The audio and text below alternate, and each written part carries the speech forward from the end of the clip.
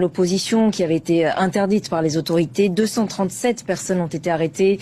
Une partie de la population ivoirienne entendait protester face à un scrutin qui semble joué d'avance. Les candidatures des deux principaux opposants, Alassane Ouattara, l'ancien président Laurent Gbagbo, et l'ancien directeur général du Crédit Suisse, Tidjane Thiam, ayant été rejetées.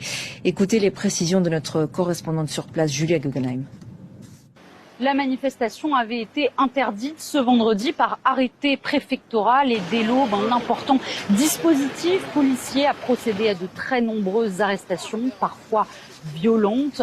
Alors si la manifestation n'a pas pu avoir lieu sur l'axe qui était initialement prévu, un certain nombre de groupes de militants sont néanmoins sortis pour tenter de se faire entendre. Tous nous ont dit qu'ils étaient là pour dire non au 4e mandat du président sortant, Alassane Ouattara.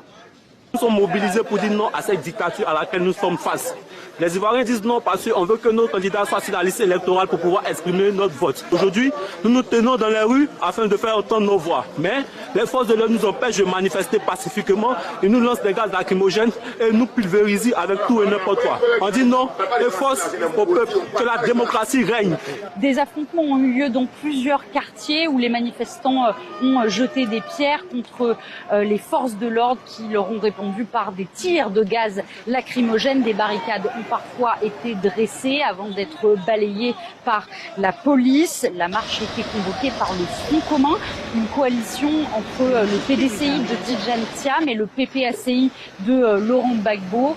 Les deux poids lourds de l'opposition sont tous les deux exclus de l'élection présidentielle qui doit se tenir le 25 octobre prochain.